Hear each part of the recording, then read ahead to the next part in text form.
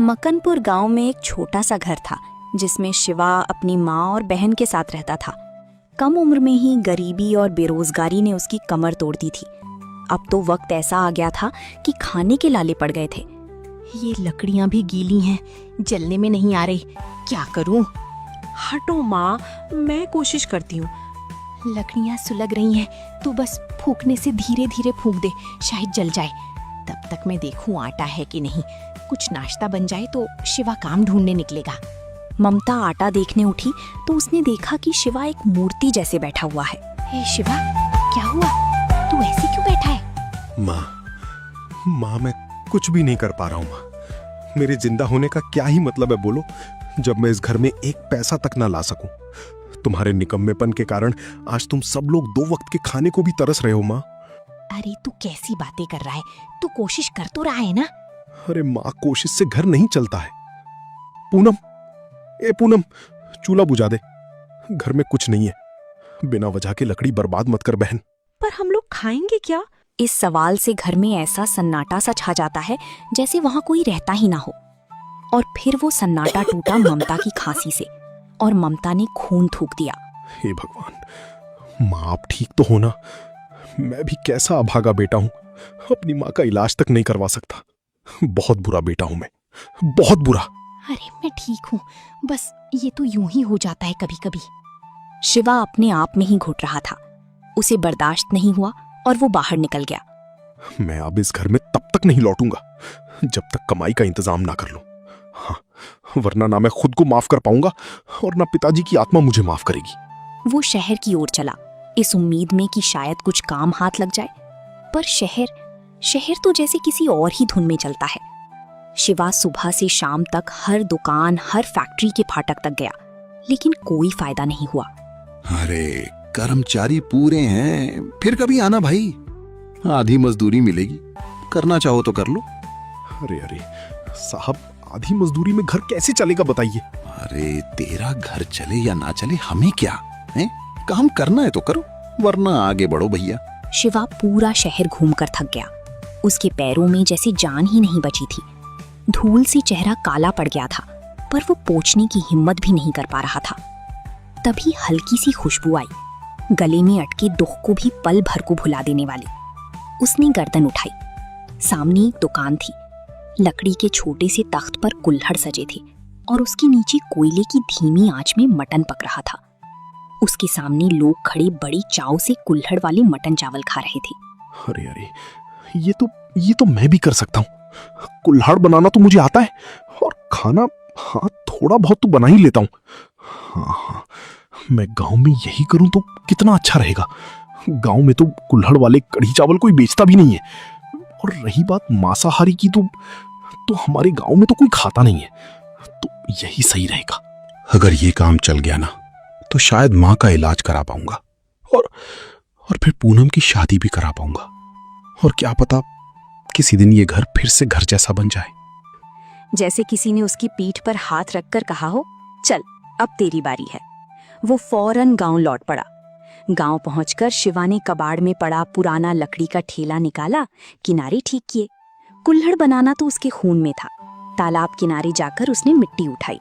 वहां उसे ऐसा लगा जैसे उसे कोई देख रहा है, पर उसने ध्यान नहीं दिया। भैया, रात के 2 बज रहे हैं, सो जाओ ना। अरे बहना, तू सो जा। देख, मेरी तो नींद उठ चुकी है। अब ये तभी आएगी जब घर में पैसे आएंगे। तू सो जा, मेरी फिक्र मत कर, सो जा। शिवा, इतना मत थक बेटा। ऐसा क्या हो गया, इतनी रात गई तू कबाड़ में लगा पड़ा है? अरे माँ, आप भी सो जाओ ना। कल की सुबह कुछ अलग होने वाली है। देखना, बस अपने बेटे को आशीर्वाद दो माँ। मैं कढ़ी चावल बनाकर बेचूंगा कल से। वो तो हमेशा तेरे साथ है, पर कढ़ी चावल के लिए पैसे कहाँ से लाएगा? माँ, वो मैंने अपनी पुरानी साइकिल बेच दी है माँ। पर भैया, सिर्फ कढ़ी चावल कौन खाता है? यहाँ गांव में लोग कढ़ी चावल के साथ पुदीने की चटनी पसंद करते हैं। दोनों बनाना। पुदीने की चटनी? अरे हाँ, अरे वाह बहन, ये तो तूने बहुत अच्छा सुझाव दिया। मेरी समझदार बहन, कितनी अच्छी है तू। शिवा पूरे जज्बे के साथ पहले दिन ठेला लेकर गांव की चौपाल में जा खड़ा हुआ। ठेला चमक रहा था। कुल्हड़ कतार में सजे थे। कढ़ी की खुशबू उबलते ही उड़ने लगी। लेकिन लोग आए थे, कढ़ी को देखा और बिना रुके निकल गए। किसी ने भी मुड़कर ना देखा। अरे कोई आ क्यों नहीं रहा है? बहुत देर हो गई। शायद मेरे कढ़ी चावल में वो बात नहीं है। तभी 2 लड़के आए। ओए शिवा, एक कड़ी चावल दे, भूख लग रही है। हाँ ये लो भाई। शिवा ने कुल्हड़ लिया और उसमें पहले चावल डाले और ऊपर से कढ़ी, साथ में फ्लेवर के लिए पुदीने की चटनी। अरे यार, ये क्या बनाया भाई? अबे नमक ही नहीं है। अबे बनाना नहीं आता तो ठेला लेकर क्यों खड़े हो गए भाई? हैं? अबे इस बकवास कड़ी चावल के हम कोई पैसे नहीं देंगे, समझा? हाँ, नहीं देंगे। दोनों लड़की मुंह बनाकर चली गई, पर शिवा हारने वालों में से नहीं था। रात को बैठकर उसने मसाले बदले, नुस्खा सुधारा, कई बार चखा, फिर चूल्हा बुझा दिया। दिन गुजरने लगी, पर ग्राहक गिनती के आते, वो भी मजाक बना देती। अरे एक बात कहूं, कढ़ी चावल से ज्यादा स्वादिष्ट तो ये कुल्हड़ लग रहा है मुझे तुम्हारा। एक काम कर भाई, तू कुल्हड़ी रख ले और खाना फेंक दे, कैसा रहेगा? हैं? शिवा हंस देता, पर अंदर से रोता रहता। पैसे आ रही थी, पर लागत सी कम, कोई फायदा नहीं हो रहा था। शिवा बैठकर सोचता, लगता है मैं गलत रास्ते पर हूँ। शायद भगवान ने मेरे लिए कुछ लिखा ही नहीं है। मेहनत कभी व्यर्थ नहीं जाती बेटा, बस हिम्मत मत छोड़। हाँ भैया, मैं भी आपके साथ हूँ, आप हिम्मत रखो। बहन, हिम्मत भी पेट खाली होने पर ना डगमगा जाती है, समझी? शिवा के इन्हीं बुरे दिनों में एक दिन गांव का जमींदार धर्मपाल हंसता हुआ आया, जैसे कोई खुशखबरी लाया हो। अरे शिवा, अरे सुना है खीला नहीं चल रहा है तुम्हारा, हैं? अरे बड़ा दुख हुआ भाई, बड़ा दुख हुआ मुझे तो। अरे धर्मपाल जी, आपको मेरी चिंता कब से होने लगी? कोई काम है तो बताइए मुझे। अरे वो छोड़, तू जरूरी बात सुन मुझसे। देख, घुमा फिरा कर तो मुझे बात करने की आदत है नहीं। बात ये है कि मुझे जो है ना तेरी बहन पूनम बड़ी पसंद है भाई। तो तू एक काम कर, पूनम को मेरे साथ ब्याह दे, बदले में मैं तेरी गरीबी मिटा दूंगा भाई। ठेला नहीं, दुकान खुलवा दूंगा, दुकान। अरे जिंदगी सेट हो जाएगी तेरी, वरना तेरी अभागी बहन से ब्याह कौन करेगा रे? शिवा के तन बदन में आग लग गई।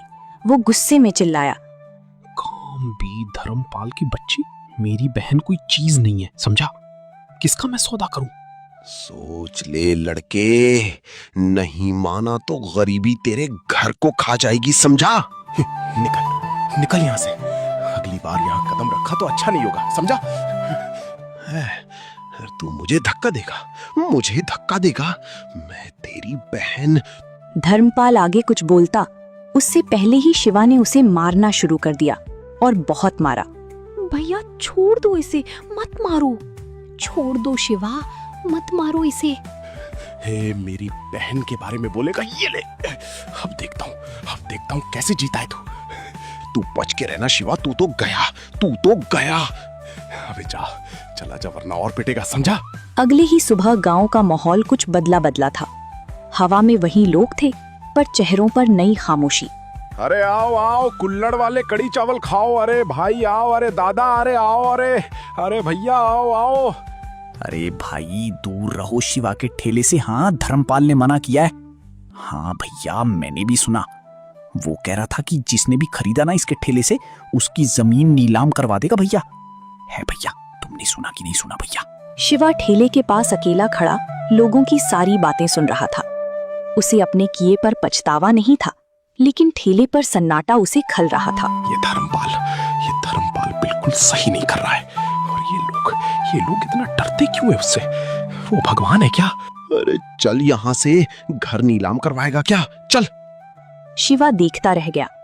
पूरा दिन उसके ठेले पर एक भी ग्राहक नहीं आया।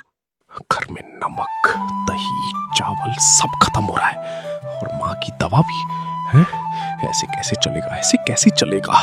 कुछ सोच शिवा, क्या करूं? धर्मपाल से माफी मांग लूं क्या? नहीं, मैं ऐसा नहीं कर सकता। मेरी आत्मा गवाही नहीं दे रही है, मैं ऐसा नहीं कर सकता। उस दिन वो कढ़ी चावल लेकर ही घर आ गया। ममता खांस रही थी और पूनम रो रही थी। भैया, मैं बाहर नहीं जाऊंगी, लोग अजीब बातें बोलते हैं। अरे क्या हुआ? कहते हैं मैं धर्मपाल की दुल्हन बनूंगी। ऐसा कभी नहीं होगा। ऐसा कभी नहीं होगा, समझी? तू चुप हो जा। पर आज उसके चक्कर में बिल्कुल कमाई नहीं हुई, माँ की दवाई भी नहीं ला पाया। बेटा शिवा, दवाइयाँ छोड़ दे, मैं ठीक हूँ। अरे वाह, कैसी ठीक हो? कहाँ ठीक हो? ठीक हूँ। मैं ठीक हूँ, कोई बात नहीं। अगले दिन भी कोई ग्राहक नहीं आया। शाम को तेज बारिश होने लगी, सो अलग। मैं ठीक हूँ, इस बारिश में भीग रहा हूँ, टूट भी रहा हूँ।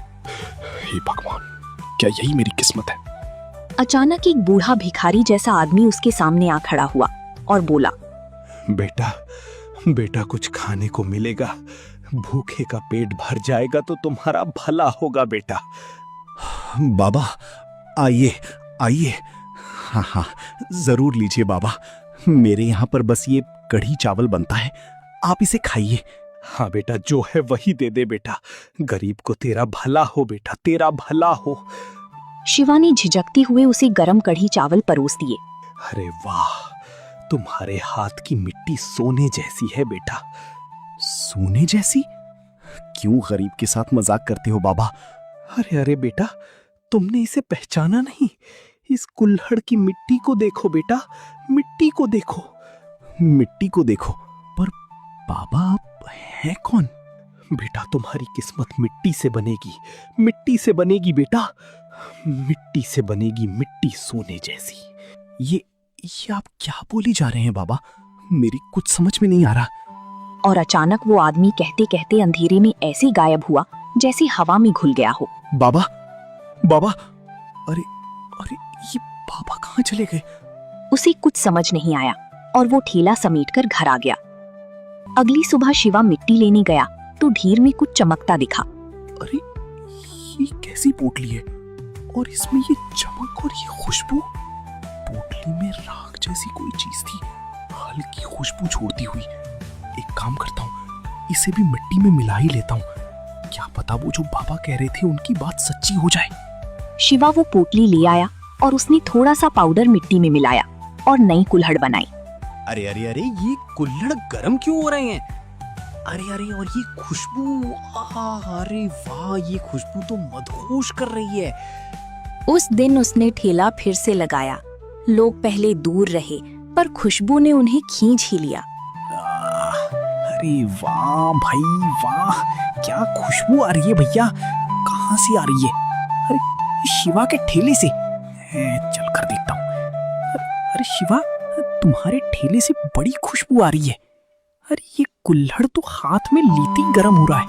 अरे इसकी महक अलग ही दुनिया की लग रही है भैया, बड़ी अच्छी खुशबू है भाई। भैया एक जरा मुझे भी दे देना भैया, क्या लगा रहे हो, मुझे भी दे दो। हाँ हाँ सबको देता हूँ, बस एक मिनट। ये लीजिए भाई साहब, ये आपका। शिवा की आंखों में महीनों बाद उम्मीद चमकी। हो ना हो, ये उन बाबा का ही आशीर्वाद लग रहा है मुझे, जो कल आए थे। शिवा के घर की हालात सुधरने लगी।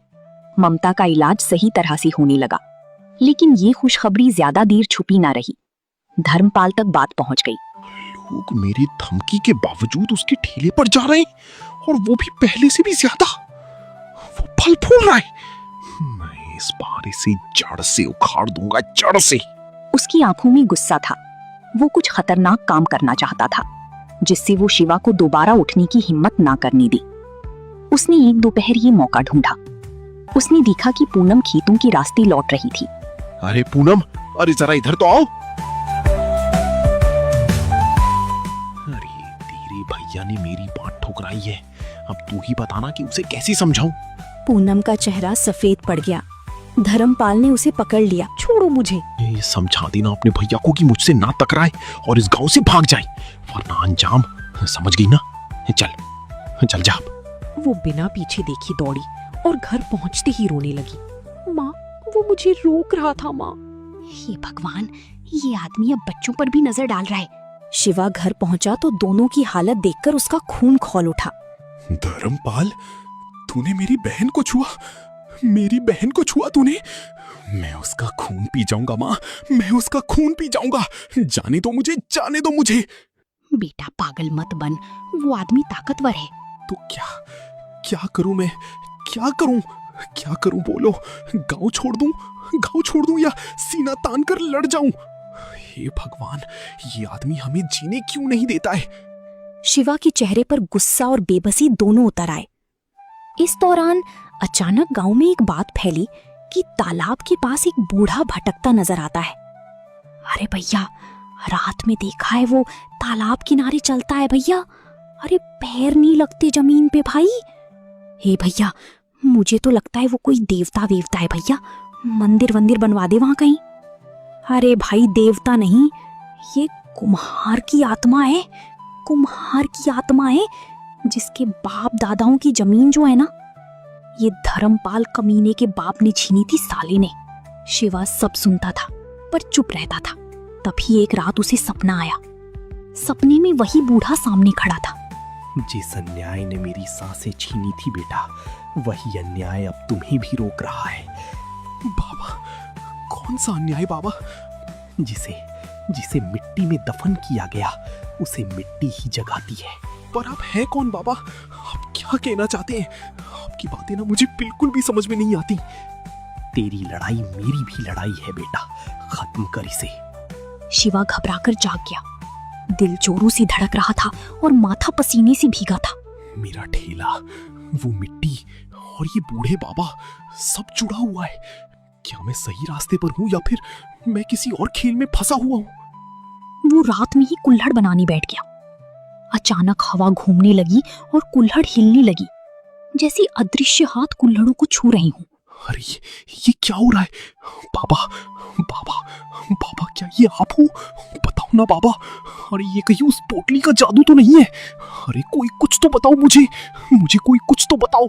मेरी तो कुछ समझ में नहीं आ रहा है। किससे बात कर रहा है बेटा? अरे माँ, आप यहाँ क्या कर रही हैं? आपने जब पूछा ये तो मैं आपको एक बात बताना चाहता हूँ जो मैंने आपको आज तक नहीं बताई। शिवा ने बाबा, पोटली और सपने वाली पूरी बात ममता को बताई। ममता भी हैरान थी, लेकिन बोली, तुझे याद नहीं होगा क्योंकि जब तू 1 साल का था तो वो मर गए थे। लोग कहते हैं उन्हें धर्मपाल ने ही मरवाया था। वो भी एक कुम्हार थे। कि जिन बाबा की तू बात कर रहा है, शायद वो वही है। अपने पोते की मदद करने आई है। क्या मेरे दादा? ये क्या कह रही हो माँ? क्या हुआ? ये क्या कह रही हो माँ? क्या कह रही हो? और फिर हिम्मत जुटाकर उसने सुबह ठेला लगाया। भीड़ उमड़ पड़ी। अरे भैया, ये स्वाद जो है ना, ये पहले कभी मिला ही नहीं भैया। अरे भैया, मेरे लिए 4 प्लेट लगाना भैया। 1 मेरे लिए और 3 मैं घर ले जाऊंगा भाई।